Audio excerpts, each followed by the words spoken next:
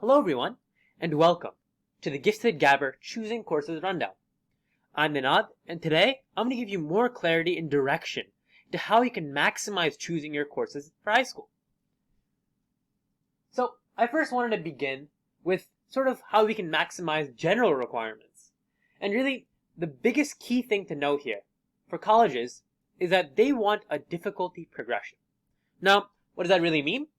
Well, they want to see that from 9th to 12th grade, you've not only challenged yourselves, and a student should challenge themselves throughout, right? But you not only challenge yourselves each and every single year, but you sort of hiked up that challenge each and every year. Now what that means is that maybe in 9th and 10th grade, you can take maybe some regular courses, some couple of honors courses, and then sort of build your way up into those AP or IB courses, whatever your school offers. And what that shows at college is that you've not only consistently challenged yourself throughout high school, you've sort of ramped up and honed your abilities as you take more and more challenging courses throughout your high school career. So that's something to keep in mind.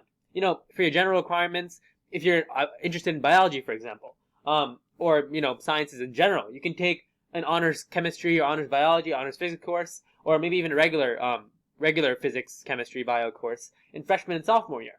But maybe in junior and senior year, you can start taking maybe an AP course like AP biology, AP chemistry, AP physics.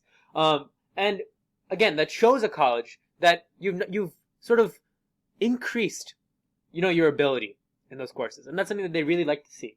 So keep that in mind when you're sort of picking your general requirements courses. On this presentation, you can see that the table which I use was really, really helpful for me in deciding, how I can maximize the requirements and in choosing courses, because these are courses that every high school student has to take. English, math, world language, social studies, science. Now the next thing is elective selection.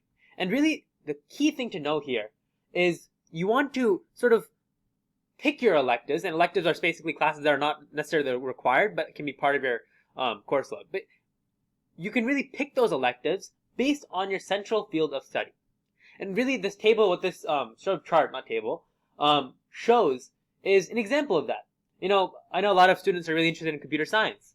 And, in 9th grade, you might be able to take computer programming, 10th grade, honors game design, 11th, AP Comp Sci A, and then, 12th grade, you can even try a college intro course to algorithms. And again, that not only shows the hike, and increasing difficulty of your courses, but it shows colleges that you have a central passion. And that's what they want. They want a spiked student. They want a student who's really, really interested and involved in one thing. So really picking your electives to suit the central fields of study is really crucial in developing a strong transcript for colleges to see. Not only that, you can even learn better in that central field of study, which will help you when you go into college. But the last thing I wanted to talk about was skyrocketing high school success in general. So what are the key elements that you need to have good results, positive results in your high school career? Whether that means A's, whether that means having good relationships with teachers, pushing yourself, learning. The results are pretty general, right? But there's a key formula to remember here when you want those results. The first thing is counselors. Second thing is right courses. Third thing is work ethic. Now, beginning with counselors, many people sort of underestimate the power and need to have a close and amicable relationship with your counselor.